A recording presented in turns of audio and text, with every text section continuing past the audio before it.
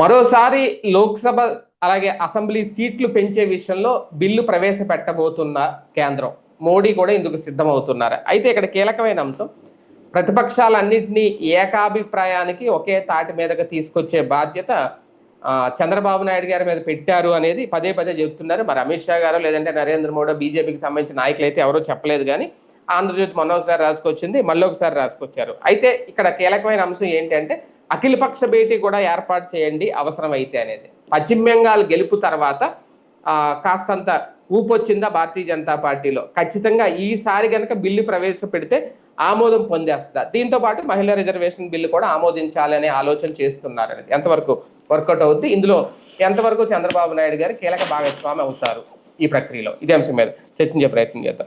Sir, నిజంగా మరొకసారి parliament సమావేశాల్లో బిల్లు పెట్టి ఆమోదింపజేసుకోవాలి అనే ఆలోచనలోనే ముందుకెళ్తుందా కేంద్రం బీజేపీ? రాధాకృష్ణ గారికి కల్లో కనిపించి చెప్పినట్టున్నాడు ఎవరు జ్యోతిష్కుడు రేపే సెషన్లోనే అన్నది. నాకున్న అవగాహన మేరకు అయితే ఇంకొక 2 ఏళ్ళు వెయిట్ చేయాలి, వీళ్ళు ఏడాది అయినా వెయిట్ చేయాలి. నిన్నగాక మొన్న విత్డ్రా చేసుకోవాల్సిన పరిస్థితి వస్తే ఓడిపోతే మళ్ళీ వెంటనే ఎందుకు చేస్తారు? ఎట్లా చేస్తారు? తూతాడు చంద్రబాబు తెస్తాడా దీంట్లో? ఇంకోటి అర్థం పర్థం లేని పాయింట్ ఏంటంటే, ముందు సీట్ల పెంపు బిల్లు పెడతారు, ఆ పైన మహిళా రిజర్వేషన్ బిల్లు పెడతారన్నారు. సీట్ల పెంపునే కదా వాళ్ళు వ్యతిరేకిస్తుంది.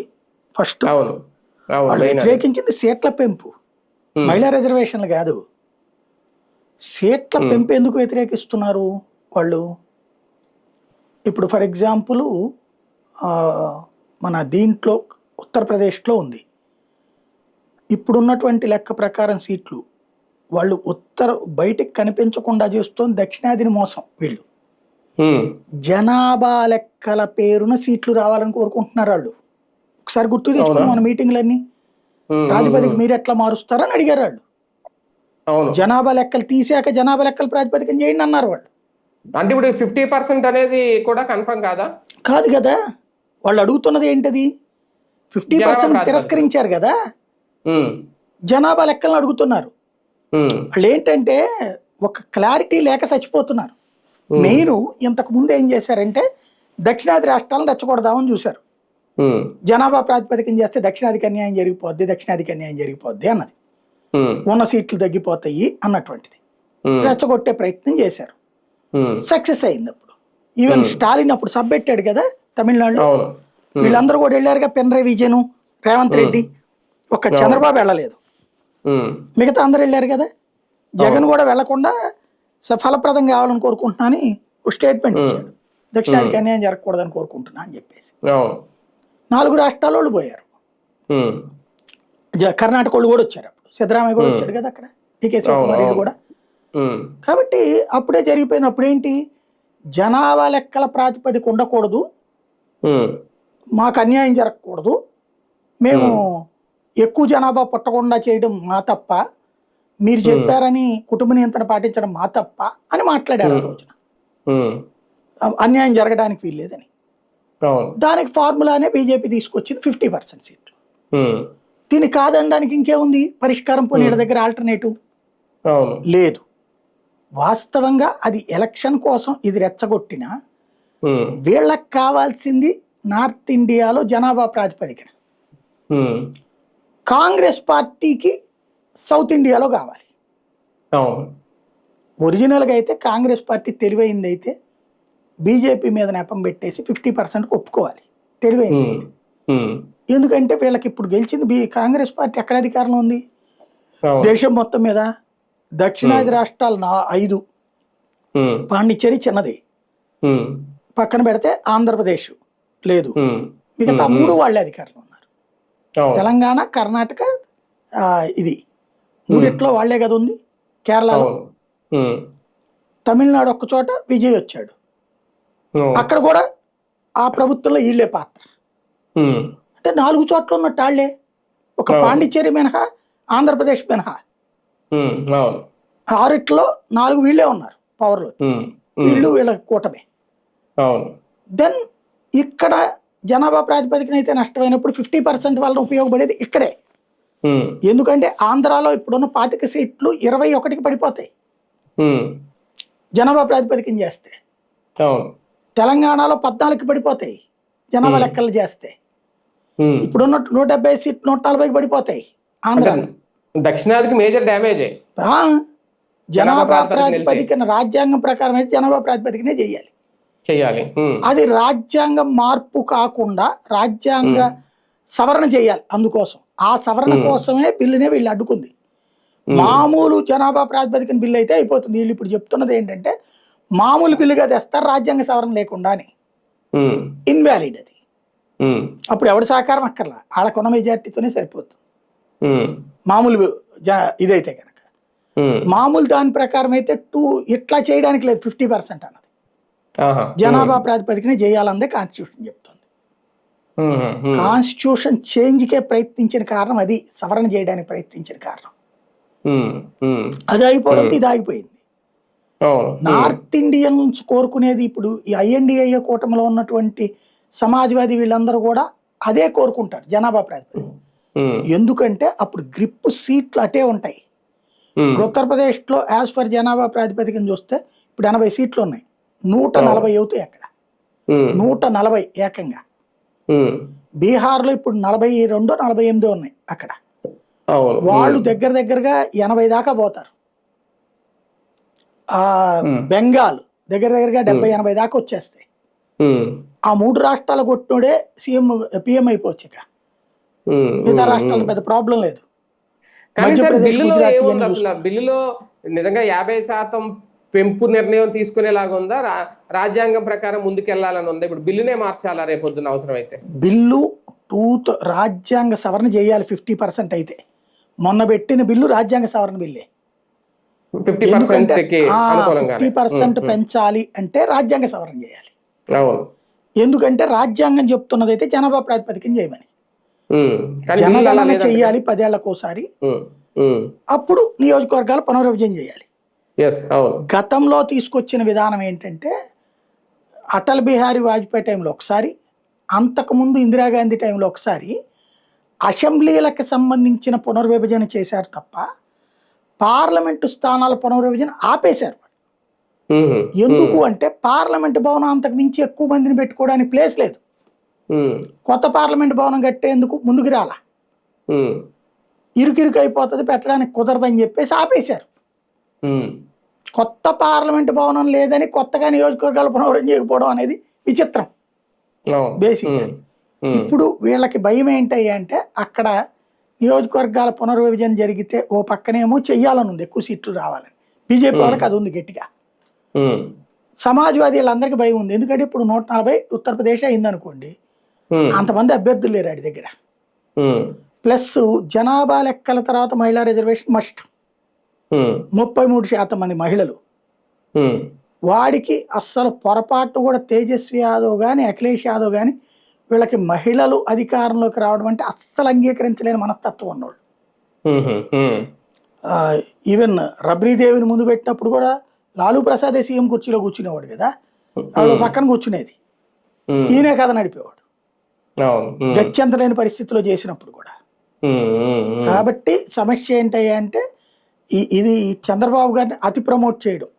వీళ్ళు రాబోయే రోజుల్లో గ్యారంటీ పార్లమెంట్లో బిల్లు పెడతారు. నాకు తెలిసి ఉత్తరప్రదేశ్ ఎన్నికలు అయిపోవడం వచ్చే ఏడాది 27 ఉత్తరప్రదేశ్ ఎన్నికలు అవుతాయి.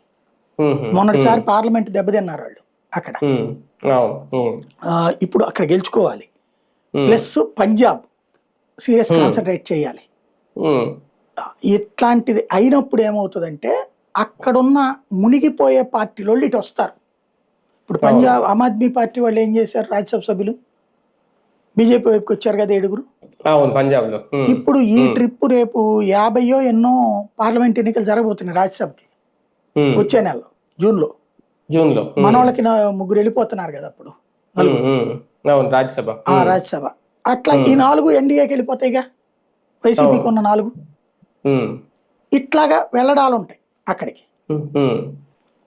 ఇప్పుడు రేపు జూన్ లో పార్లమెంట్ సమావేశాలు నిర్వహించే సమయానికి వీళ్ళ బలం పెరుగుతుంది. అది కదా బలం పార్లమెంట్ లో రాజ్యసభలో పెరుగుతుంది. రాజ్యసభలో 160 దాకా రావాలి వీళ్ళకి. ఇప్పుడు 147 దాకా ఉన్నారు. ఇప్పుడు మొన్న ఆమ్ ఆద్మీ పార్టీ చేరికతో 7గురితో 147కి వచ్చారు. 166 రాజ్యసభలో కావాల్సి ఉంది. ఉమ్. 168 కావాలి. 2/3 పశ్చిమ బెంగాల్ సీట్లు అప్పుడే ఇంకా వీళ్ళకి అవ్వలేదు ఏమి లేదు, మారలేదు. ఇప్పట్లో. ఒరిస్సా వాళ్ళు వస్తానంటున్నారు కానీ నవీన్ పట్నాయక్ బ్యాచ్ షరతులు అయ్యో పెడుతున్నారు వాళ్ళు, ఓకే. కాబట్టి తీసుకోవట్లేదు వాళ్ళు. అంటే వాళ్ళు ఏం లేదు, రాజీనామా చేసి రావాలి లేదా 2/3 రావాలి. ఇప్పుడు ఇక్కడ రాజీనామా చేస్తే ఎన్డీఏకి వెళ్ళాలా, మొన్న వీళ్ళు బేదమాస్తానరావు ఇట్లాంటి వాళ్ళు. అట్లాగే అక్కడ కూడా జరగాలి ఒకటి. రాజీనామా చేస్తే కొత్తగా వచ్చిన ప్రభుత్వం తరపున ఇప్పుడు బెంగాల్లో రాజీనామాలు ఏమైనా చేపిస్తారా చూడాలి. అక్కడ లోక్సభ సభ్యులు ఇప్పుడు ప్రస్తుతం ఆమ్ ఆద్మీ పార్టీకి లోక్సభ సభ్యులు లేరు అక్కడ. ఢిల్లీలో ఓడిపోయారు కదా వాళ్ళు. ఢిల్లీలో 7 బీజేపీనే గెలుచుకుంది. పంజాబ్ లో కూడా 2-3 వచ్చినట్టున్నాయి వీళ్ళకి. అంతకుముందు 4 ఉండే పంజాబ్ లోక్సభ, ఇప్పుడు లేదు అక్కడ. కాబట్టి ఇప్పుడు ఎవరికైతే సీట్లు ఉన్నోళ్ళు బీజేపీకి సపోర్ట్ చేయాలి. విజయ్ చేస్తాడు. ఇప్పుడు చంద్రబాబు గారు ఎవరితో మాట్లాడాలా? అఖిలేష్ యాదవ్తో మాట్లాడి ఒప్పిస్తారా? అదే కదా. తేజస్వి యాదవ్తో మాట్లాడి ఒప్పిస్తారా? మమతా బెనర్జీతో మాట్లాడి ఒప్పిస్తారా? అంత సీన్ ఉందా వాళ్ళు? ఈయన చెప్తే వినేవాడు ఎవడన్నా ఉన్నాడా? అదే కదా. అయినా భారతీయ జనతా పార్టీ అయినా ఆ బాధ్యతల్ని బాబు గారికి అప్పచెప్పడం వెనక ఏంటి కారణం? ఎవడు చెప్పాడు? చెప్పానని ఏమన్నా బీజేపీ చెప్పిందా? వాళ్ళైతే ఏం చెప్పలేదులేండి. రాధాకృష్ణ గారు ఇచ్చారా బాధ్యతలు బాబు గారికి? అంటే ఈయన ఏంటంటే మీరు ఇట్లా ఉండిపోతే కష్టం సార్, మీరు జాతీయ స్థాయికి ఎదగండి అని చెప్తున్నాడు రాధాకృష్ణ గారు. లోకేష్ కోసం ఏమైనా చెప్తున్నాడని తెలియదు. అవును. అంటే నిజంగా ఆల్ పార్టీ మీట్ ఏమైనా పెడతారా సార్ ఒకవేళ బాబు గారు? పెడితే ఏ పార్టీలు వస్తాయి? అదేముండదు ఇక, అదంతా రాధాకృష్ణ గారి కళ అని చెప్పాను కదా. అదే అమిత్ షా గారు అన్నారండి కదా, అవసరమైతే అఖిలపక్ష భేటీ సమావేశం ఏర్పాటు చేసి అందరితో మాట్లాడండి మీరు. అదే అమిత్ షా ఈయన కల్లో కనిపించి చెప్పాడు అంతే. సార్ నిజంగా అంటే 2 ఏళ్ళు ఆగుతారా? రేపు జూన్ పార్లమెంటు సమావేశాలు, లోక్సభ సమావేశాలు ఈ బిల్లు ఆమోదించే ప్రయత్నం చేస్తే మళ్ళీ నెగ్గుకు రావడం సాధ్యమేనా? జూన్ లో అయితే ఏముండదండి. లోక్సభ సభ్యులు ఎవడన్నా ఇటు టర్న్ అయితే కదా చేయడానికి. తెలంగాణ కాల ప్రయత్నాలు ఆల్రెడీ బీజేపీ చేస్తోంది. ఇప్పుడు డిఎంకే వాళ్ళు సపోర్ట్ చేయాలి. డిఎంకే 39 మంది ఉన్నారు వాళ్ళు. ఇటు పక్కన తృణమూలోళ్ళు, ఎన్సిపి శరద్ పవార్ వర్గం, శివసేన ఉద్ధవ్ ఠాక్రే వర్గం, సాధ్యం. ఎస్పీ వాడు ఎట్లాగూ రాడు. వీళ్ళతో కొంత ఛాన్స్ అదే అనేది. అదంతా రాధాకృష్ణ గారి ఊహలు తప్పించి ప్రాక్టికల్ గా ఏంటంటే ఇక్కడ వీళ్ళకి అవసరం ఉంది. ఇక్కడ డిఎంకేకి మొన్న ఏదో తొందరపడి చేయగాల్చుకున్నారు కానీ డిఎంకేకి అవసరం ఉంది. అట్లాగే కమ్యూనిస్టులకు అవసరం ఉంది. కాబట్టి కమ్యూనిస్టుల సంఖ్య 5-6 ఏమో ఉన్నట్టున్నాయి ఎంపీలు. ఎందుకంటే కేరళ లాంటి చోట్ల వాళ్ళకి రాజ్యసభ సీట్ సంపాదించుకోవచ్చు, తమిళనాడు, కేరళలో ఇట్లాంటి. కాబట్టి ఇట్లాంటిది ఏదో ట్రై చేస్తారు వాళ్ళు. అవసరాలను బేస్ చేసుకుని ట్రై చేస్తుంది బీజేపీ కూడా అంతే. సార్ నిజంగా ఏకాభిప్రాయం రాకపోతే ఒకవేళ బిల్లు ప్రవేశపెట్టినా నిరుపయోగం అవుతుంది. అది అంతే కదా. ఏకాభిప్రాయం రావాలి, 2/3 రావాలి. ఇప్పుడు ఒరిజినల్ గా అయితే ఏకాభిప్రాయం వచ్చేసినట్టే. ఏకాభిప్రాయం అంటే ప్రతిపక్షం ఏకాభిప్రాయం ఎప్పుడు కుదరదు. అధికార పక్షం పరంగా గెలిచేసినట్టే 2 లోక్సభ రాజ్యసభ కూడా. కానీ 2/3కి వర్కౌట్ కాదు. 2/3 అంటే ప్రతిపక్షం ఏకాభిప్రాయానికి రావాలి. ప్రతిపక్షానికి ఏంటంటే ఇప్పుడు మహిళలు అంతమందికి సీట్లు ఇచ్చే ఉద్దేశం లేదు వాళ్ళకి. లోక్సభ సభ్యుల్ని, ఎమ్మెల్యేలని అంతమంది చేయడం మహిళల్ని వాళ్ళకి ఇష్టం లేదు. ఎందుకంటే ఒక్కసారి మహిళల హవా బిగినైందంటే తర్వాత వీళ్ళకి సీన్లు ఉండవు అక్కడ. అది భయపడి చేస్తున్నారు. ఒకవేళ నిజంగా రేపు పొద్దున బిల్లు పాస్ అయ్యి కొంతమంది సపోర్ట్ వస్తే బాబు గారు వల్ల ఇదంతా జరిగింది అంటారా? అంతే, అది చెప్పడం కోసం, అట్లా ప్రిపేర్ చేయడం కోసం బాబు గారు మొత్తం అందరిని ఒక తాటి మీద తీసుకొచ్చారు, అంతే, అందుకే జరిగింది అంటారా? అది సార్ నిజంగా భారీగా కేబినెట్ పునర్వ్యవస్థీకరణ ఉండే అవకాశం ఉందా 2 ఏళ్ళు పూర్తవుతున్న నేపథ్యంలో? ఇప్పుడు బెంగాల్ ఎలక్షన్స్ కాదు, ఈ తమిళనాడు ఎలక్షన్స్ ముందు జరిగి ఉండాల్సింది లెక్క ప్రకారం. బెంగాల్ తమిళనాడు ఇట్లో అన్నామలైన తీసుకోవడం అది లేదు కదా ప్రాక్టికల్ అయితే. ఇప్పుడే ఉండకపోవచ్చు బేసిక్గా.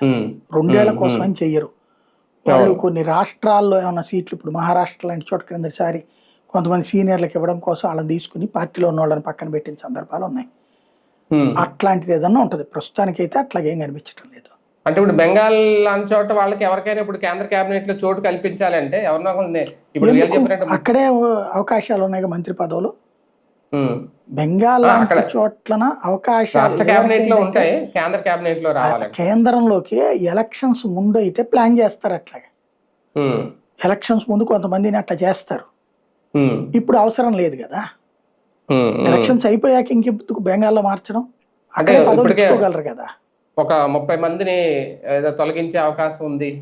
ఉద్వాసం దేనికి అసలు రంగారెడ్డి. నరేంద్ర మోడీ కూడా రాజీనామా చేసేసి అమిత్ షాకు లేకపోతే యోగి ఆదిత్యనాథ్కి ఇస్తారని కూడా రాయొచ్చు మనం. కాదనేవాడు ఎవడు, వాళ్ళు వచ్చి ఇక్కడ ఖండించరు కదా కామన్. అదే కదా.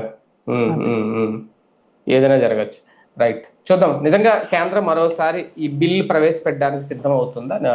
జూన్ తర్వాత సమావేశాలు నిర్వహించి అది మోడీ ఇప్పుడు ఆయన టూర్ లో ఉన్నారు కాబట్టి వచ్చిన తర్వాత డేట్ డిసైడ్ చేస్తారు అనేది ఆంధ్రజ్యోతి రాసుకొస్తుంది. మరి ఎంతవరకు సాధ్యం అవుతుంది, అలాగే ఏకాభిప్రాయ సాధనకు చంద్రబాబు నాయుడు గారు ప్రయత్నిస్తారా, ఇవన్నీ వేచి చూడాల్సిన అంశం.